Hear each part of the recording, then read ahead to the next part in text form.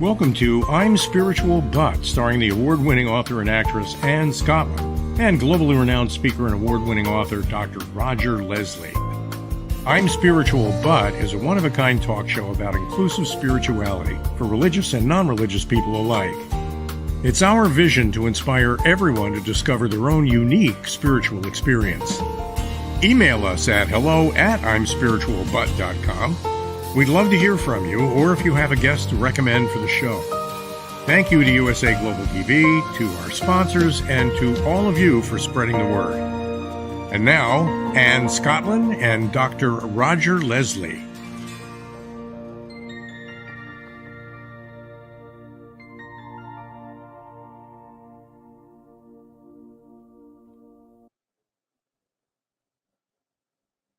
Hi, welcome back to I'm Spiritual But. I'm Anne Scottlin, and this is my wonderful co-host, Dr. Roger Leslie. And we're so glad you joined us again today to talk about inclusive spirituality. Also, please do like and subscribe on USA Global TV Network. You'll see that's probably what you're watching this on, or you can find it if you're on an audio platform. You can search it online as well. Good morning, Roger. Good morning, Anne. How are you today? I am good. I am blessed. How has your week been? Wonderful. We had a family wedding this weekend, so we had Oh. family in from out of town and got to see some relatives we haven't seen in a while. It's just been glorious. Oh, that's How about always yours? amazing. Yes, it's been very good. I'm up in the mountains right now, and it's been snowing. So, but it's absolutely beautiful. Just here in like a tall cedar and pine forest. It's really magical, and watching the deer. So peaceful. But I'm leaving later today for Washington, D.C., so I get to go hang out in the city. That's exciting. Yeah, so I'm looking forward to it. I'm speaking there.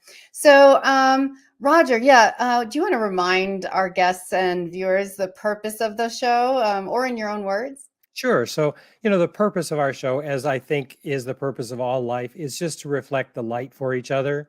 And so, in the course of doing this show, we just want to reflect the viewer's light so that you can make your own dreams come true, and so that you can more profoundly follow your own spiritual path, whatever that is. Whether you stay with a traditional route that you grew up with, whether you found something unique and different, whether it has no resemblance at all to what you grew up with or the people you love are following. We just want you to just trust yourself, trust your soul, and know that wherever you're heading, it's the best place for you. So trust it. I love that. Thank you so much. And we have a wonderful guest for you today. I've actually been looking forward to having her on for quite some time now. It's going to be Samantha Adams.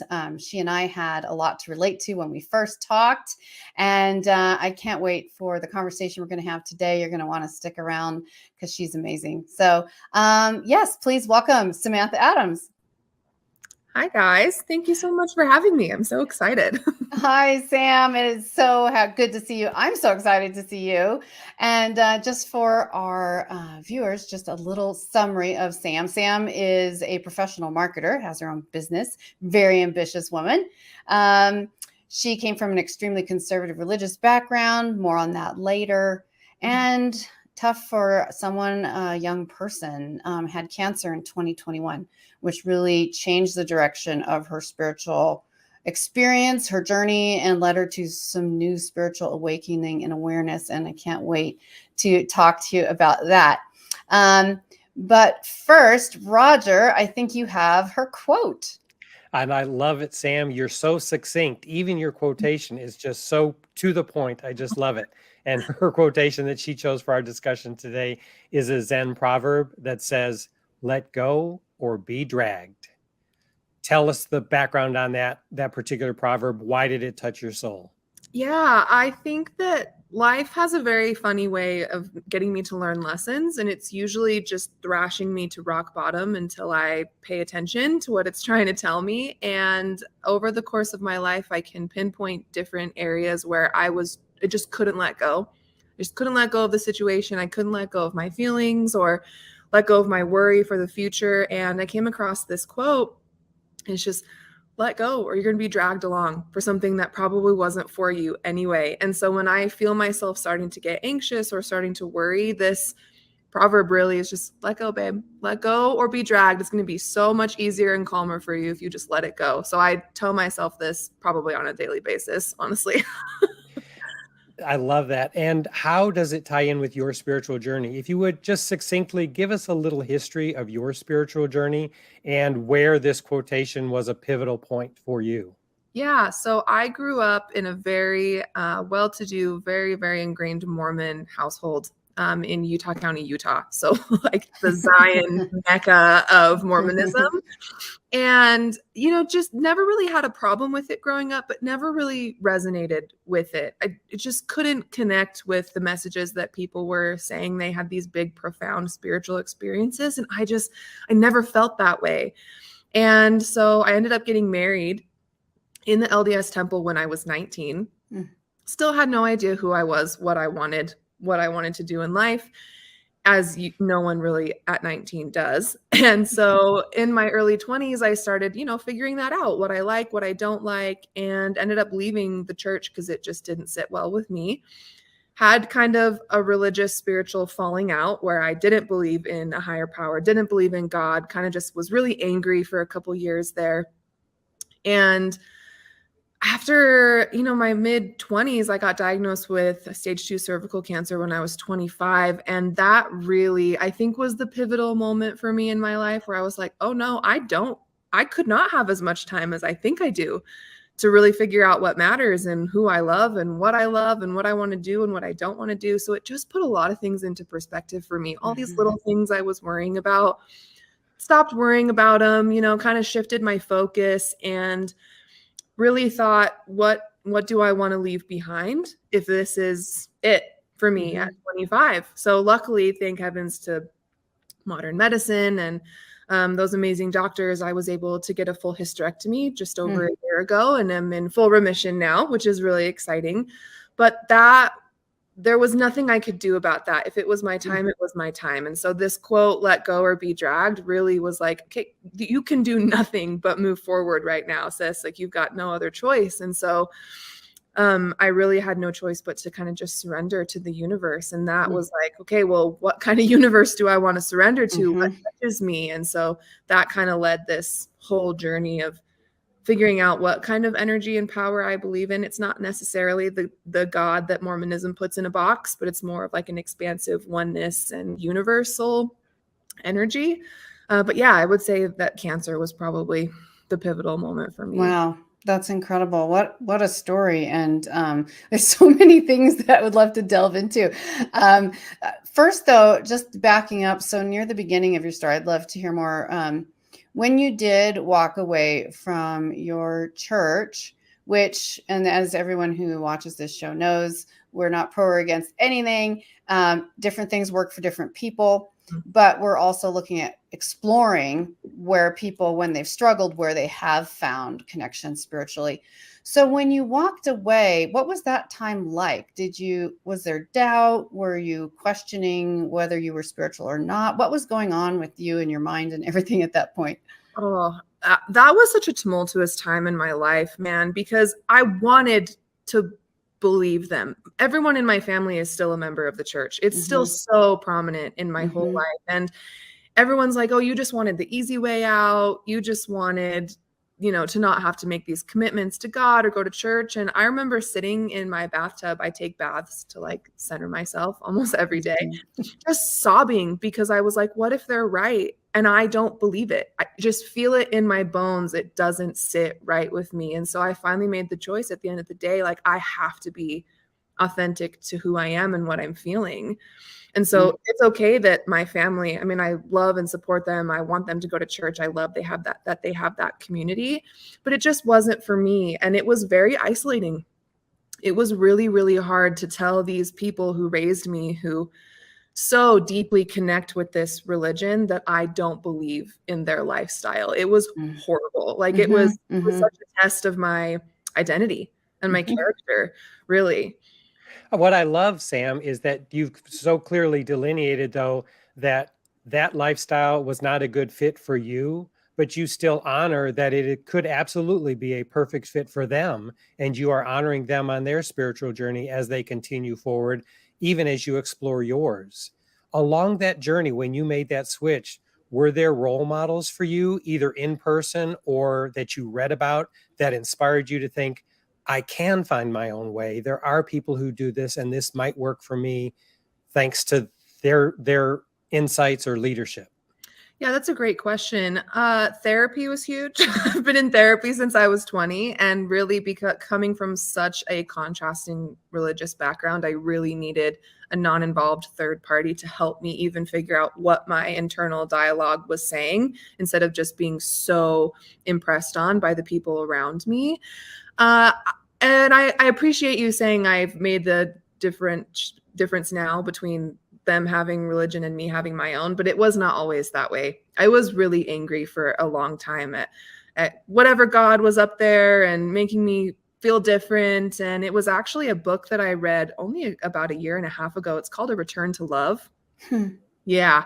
I was so mad at the concept of God for so long. And this book really helped me realize that God is just what we're all talking about, just in different verbiage, and just how we connect with it. It's just that religion's God. It's probably the same as mine, but just different spheres. And that's Marianne Williamson, right? Yes. Yeah.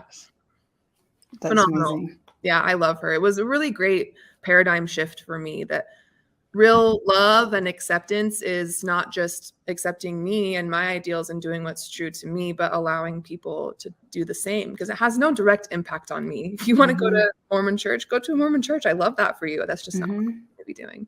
Yeah. And you and I had so much in common when we first talked also, because not only did we have similar, not the same backgrounds, but also got married very young and then divorced. So how did that go down with you and the church, and how did that relationship, or the end of that relationship, sort of affect how you felt spiritually? Thankfully, my ex-husband and I left the church at the same time. So religion wasn't a huge factor in that separation, but growing up so religious, divorce isn't something you really talk about or even entertain, really. And so when I was 23 and I think I need to get a divorce, it was just, I was so scared to talk about it. I was so scared to say, this is what I really need. And it was met with a lot of resistance from family members. And it was definitely a trying time in more ways than one. But I think I went a little dark. I went into my hermit phase a little bit when that happened, because my whole life got stripped away from me. I moved out of my home. I had to leave my dogs with him. I lost all my friends. I moved back in with my dad. It was truly square one, restart. And I think I needed that, because I needed a very open space to re-figure out who I was anyway. But you grow up thinking that you are all of these things given the society you grew up with. And I wasn't any of those things. I was like, I don't even know who this girl is staring at me in the mirror anymore. And it took a long time to really get to know her again. But I think I needed that clean slate to really dive deep into that journey. Did your dad remain a lifeline throughout the journey? Yeah. Oh, it's going to get me emotional if we talk about my dad. I showed up on his doorstep with a randomly packed duffel bag at 11 o'clock at night. And all I said was, I think I need to stay here for a minute. And for context, my parents got divorced about 3 years before I got divorced. And so when I showed up at his house, I just walked in and I started sobbing in his arms on the floor. And he kind of held me up and he said, I would go through my divorce 10 times over if it meant I could be here for you right now. And then we just sobbed together for 3 hours. What a good man. My goodness. Yeah, man, he is a true example of unconditional love and support. Because when I told him I left the church, it was like, okay, and I love you. And I was like, oh wow, I was not expecting that. But of course now, I would expect nothing less from him. He's the best. It's just so amazing, and such a good example of we don't realize how even the somewhat small things that we do, even intuitively, like he did then for his daughter. Mhm. What, okay, and I get emotional so easily, you know me, but uh, was, it was intuitive and instinctual for him, but Mhm. like the lifelong difference that made for you, and I've had similar experiences in my life where just knowing that someone loved you unconditionally, regardless of your creed, your philosophy, your religion, like just human to human, to you, does that feel like part of the essence of a true spiritual experience? Yeah, I think true spirituality is just being able to say, I see you, right? I'm not Mm, trying to change you. I'm not trying to mold you into something that I want you to be. It's just, I love you for existing, and I love your presence in my life. And I grew up in a space where it was very performative. You get good grades, you do well in sports, you go to school, it was just a very structured, you get married, you have kids, you have the white picket fence house and dream that everybody says they want. And I had all of that, and it wasn't hitting the same. And so I think that now I'm probably more religious now than I was growing up being involved in Mormonism. And I'm sure people look at me now who grew up with me just going, what on earth is happening here? Because I meditate every day, and I, do mantras and do yoga. And I'm just this very woo woo girl. I've changed a ton in the last, 8 years. But the biggest difference for me is when you grow up Mormon, you want everyone else to be that religion because you think you're the top 1% getting into like the celestial kingdom and all of these things in the afterlife. And now just do your thing, babe. Be happy. I don't care what you're doing or where you're going as long as you're happy. And that peace and letting go in my life has been so freeing. mm. So I think that's so powerful, Sam. So I'm wondering, how did you make that transition in yourself to go from this idea that I have something that only 1% has and I want other people to share it, to realizing, oh, we might all be able to find our own version of it? How do we help viewers reframe their thinking so we have more of a live and let live? I'm on my journey, you're on yours. Let's support each other. What Yeah. worked for you? Wonderful question. Again, this has all been a culmination of some extremely painful and tedious self work that I have been doing since my divorce.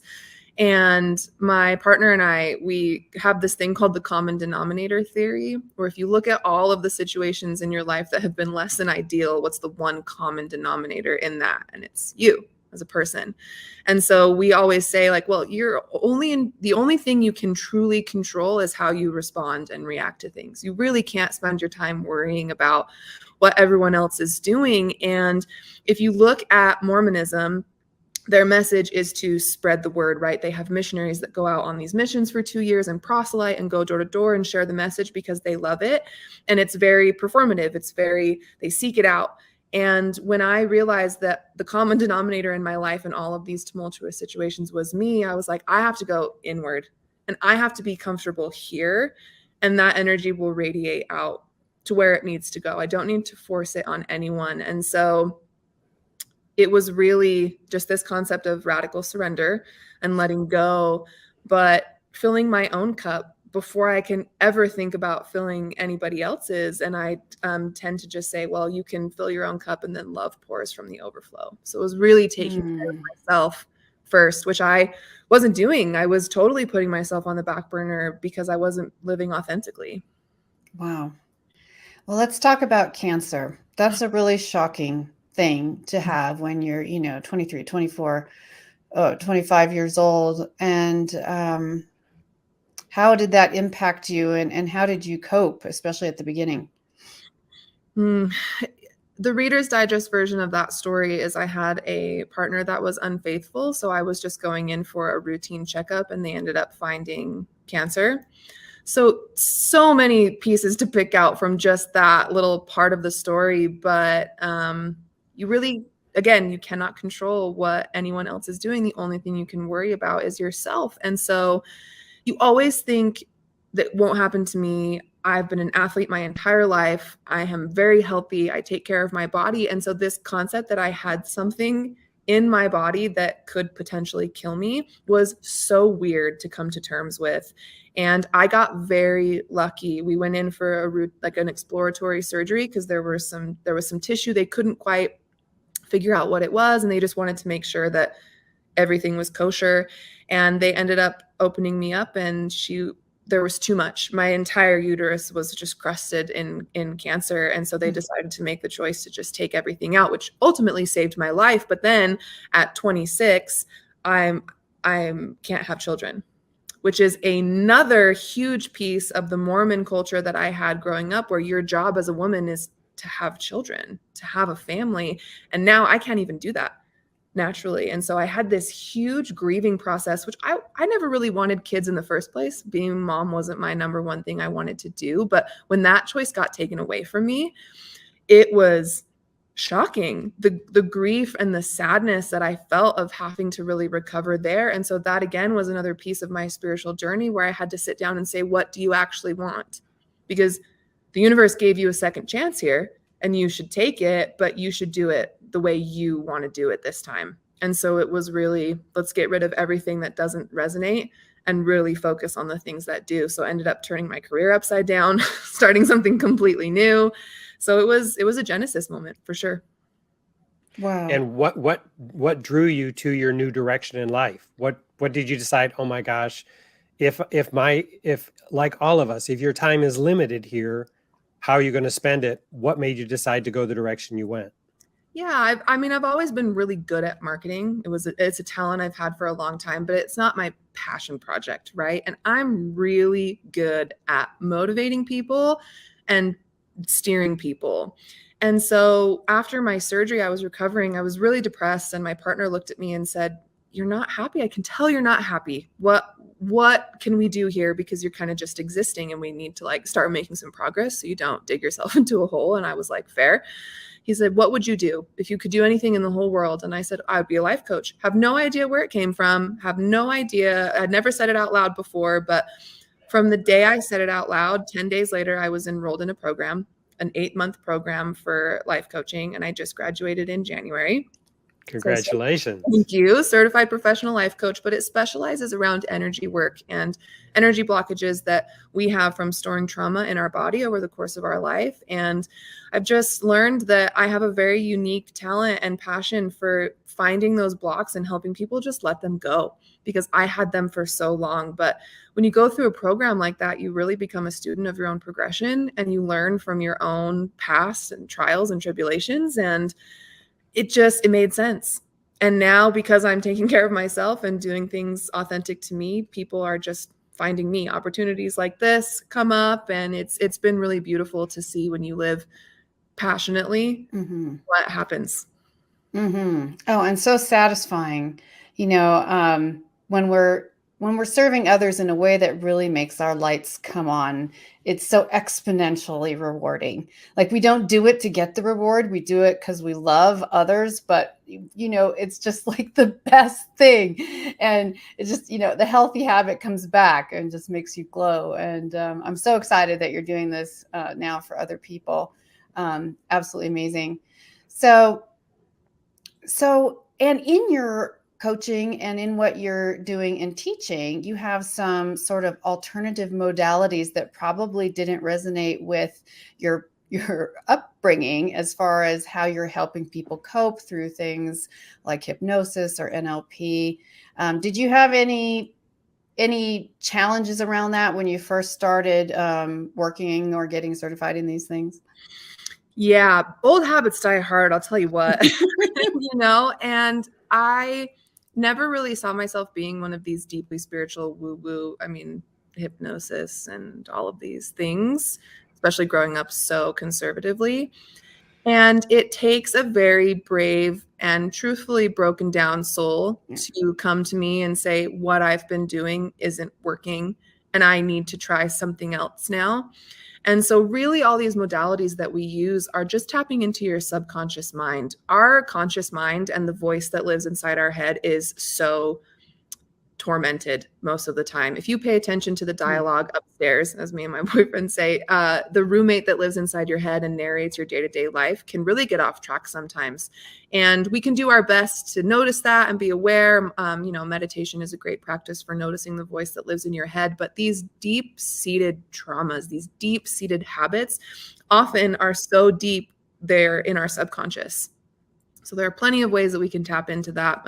Hypnosis is one, but deep guided meditation, sleep therapy. We also talk about cold exposure therapy a lot in my practice, which is really rewiring your entire nervous system response for when you get triggered into that fight or flight. So all of these alternative practices you don't talk about in Mormonism. You just don't. They're not really an option. And, they don't even really drink tea. They don't drink coffee. They're very, very structured and restricted in the methods that they can use. And so I had to figure out what worked best for me outside of religion. And that took a while. I was trying different things, testing things, hating some things, loving some things, but it was really healing to have the space for it to really decide, is this what I want? Instead of, is this what everyone else wants me to have? As you were going through those different experiences, Sam, how did you assure that little voice inside of you that wanted to judge it all, that this was a healthy possibility for you? And even if some of the things didn't work, at least you tried them and you knew these weren't for you.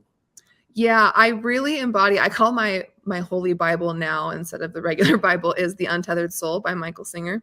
That book really was a game changer for me in being aware spiritually. He talks a lot about observing the voice inside your head. And so I will talk to her like, you're being so dramatic, or what are you so worried about? And so when we're trying these new modalities and we're testing something out for the first time, that fear of the unknown is what our head is going to focus on. So if we can retrain the voice in our head to say, we have no idea what's happening.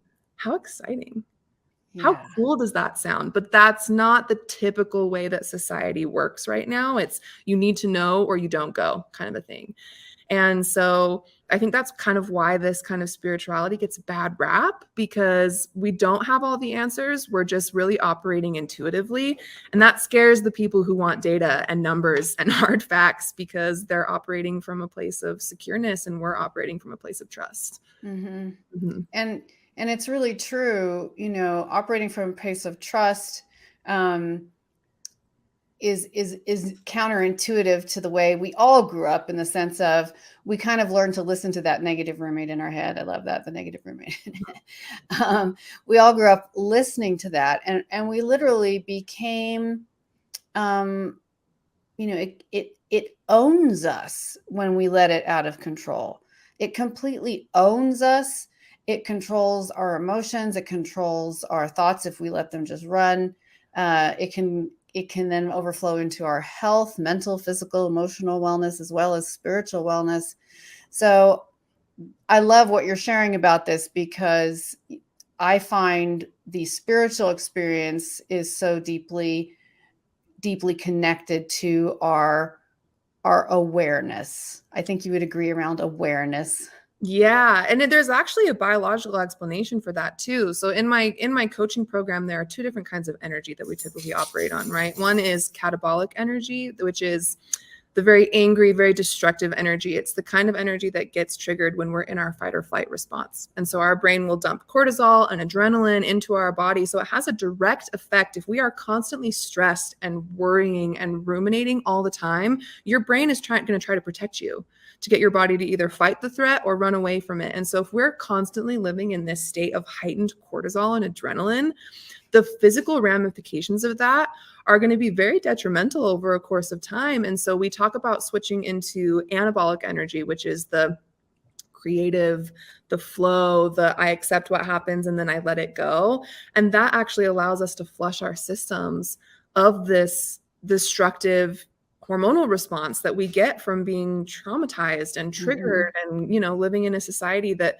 preys on working 150 hours a week and paying bills until we die, So it's all about learning to recognize when we're in that, catabolic state, Hmm. flipping it to more of an anabolic state of being. That's brilliant. And we may have to talk more about that sometime because I know, I mean, I'm a case study right now because a couple weeks ago, as some of my viewers know, I had a very traumatic experience. There's a shooting next door, and our neighbor killed his wife, and it was a really horrible experience and so close to home and so involved. And so, even when you don't want to think about it, of course, it doesn't help. Every time I look out the window, the house is there, right?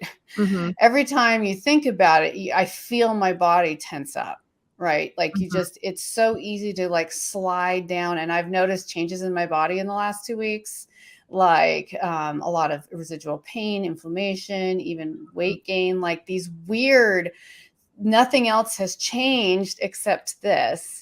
And my response to, granted, that was trauma. Yeah. But I don't need to be controlled by my trauma, current or past. You can experience it and process it. You can get therapy. But learning how to use your mental and spiritual connection to give you freedom from that is an incredibly beautiful opportunity. So I just love what you're doing with that work. Thank you. Yeah. So make sure that when you have these experiences, because if we live our life thinking that we're never going to experience trauma or hard things, then we're all going to live under a rock until we die.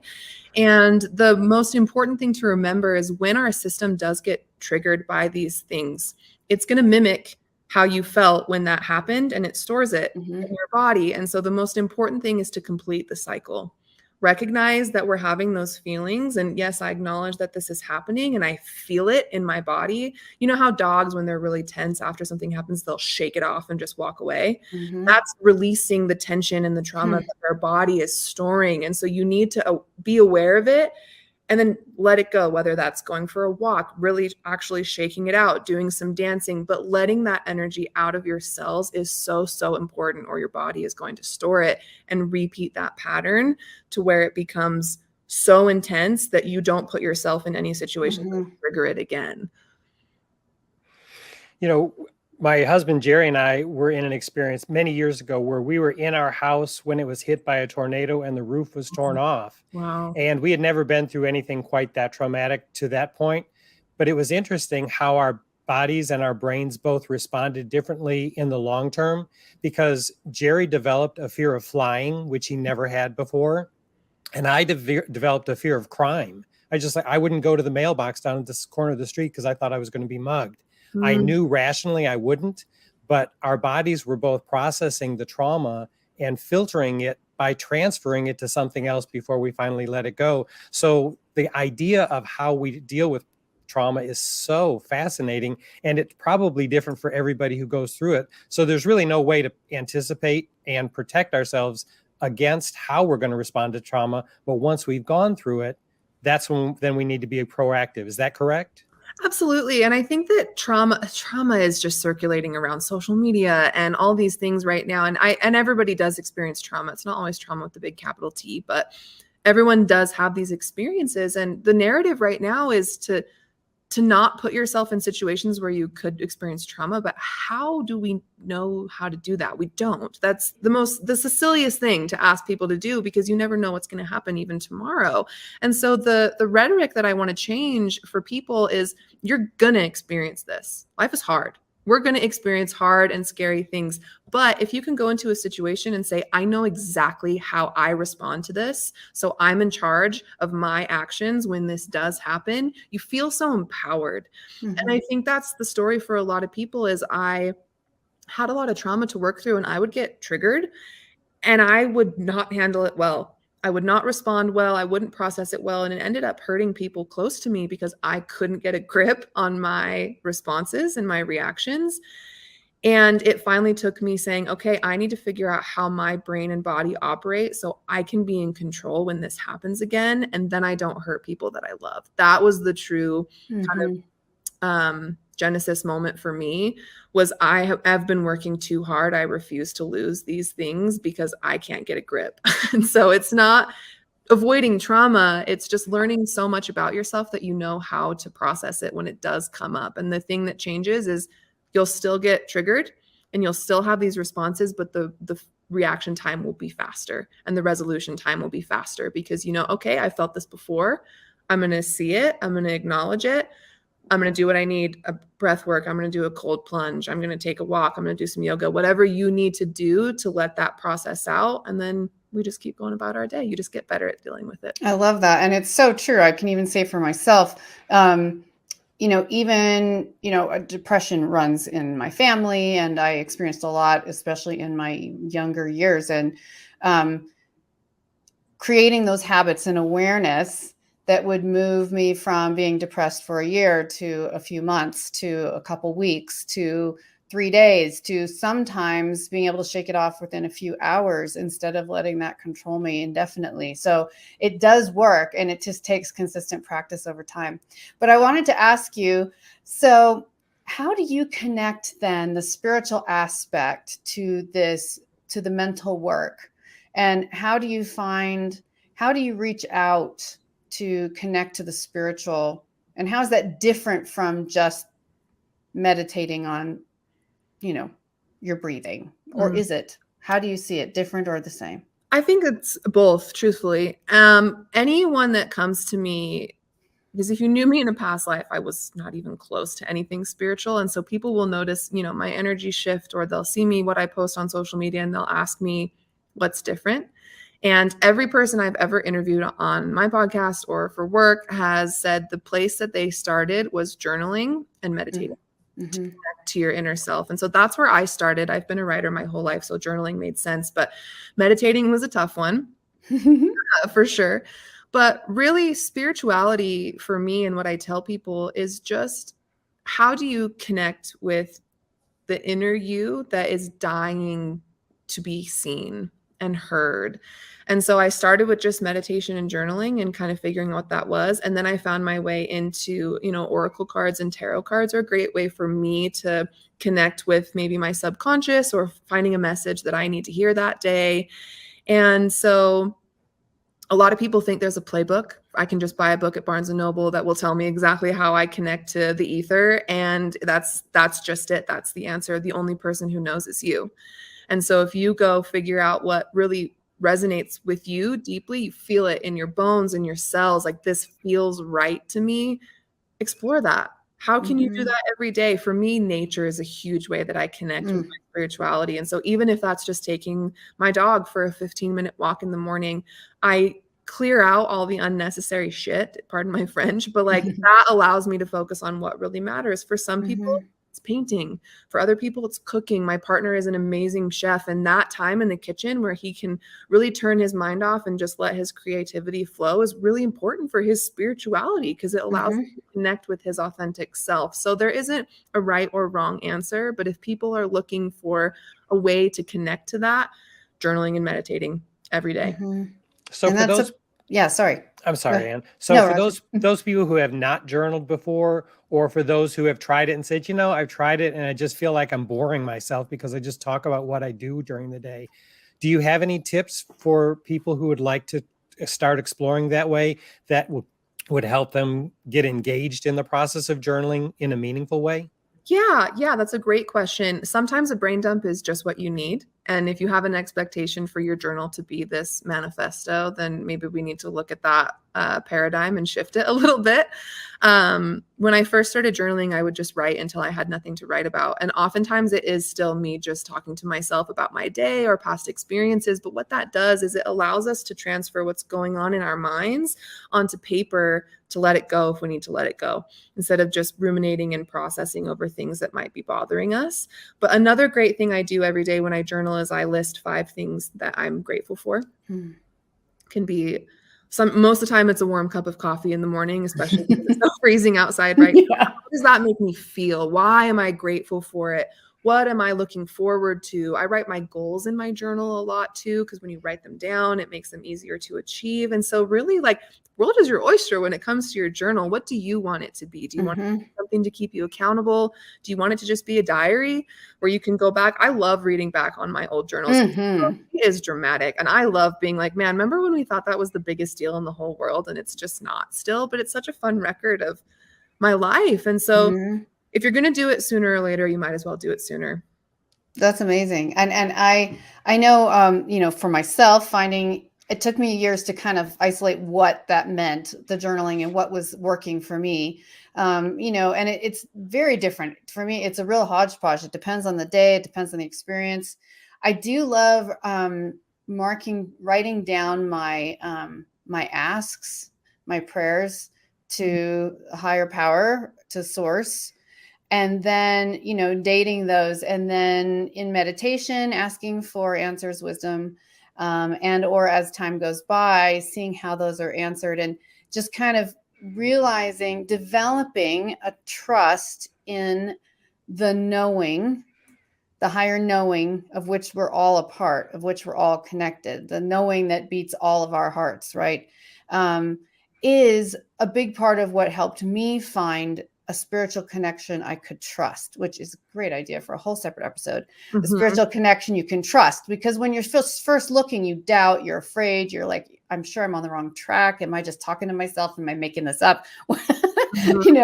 So finding a useful tool with your journal is absolutely wonderful. And it doesn't have to be, some people write 10 pages a day. Some people write one sentence, but just do something is a really great way to connect. Yeah, but also keeping that promise to yourself, right? Showing up saying, I don't have a lot to give today, but here I am. And I'm going to say, today was really hard.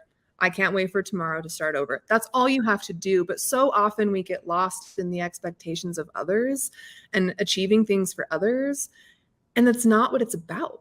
It's about finding what works for you, because when you are living authentically and you are doing the work you need to do, that by proxy inspires others to do the same. And then we collectively heal this wound that we have in society right now, where we think we need to fit in other people's boxes. But it's not going to take, I can't sit here and tell you both to go live authentically if I'm not doing the same thing. Then you wouldn't trust me, and you wouldn't connect with me, and you wouldn't see me. So it really just is about taking responsibility for our own journey and saying, I don't care what anyone else is doing. This means the most to me because it's about me. I love that. I love that so much. Wow. And we're basically out of time already. I can't believe how fast that went.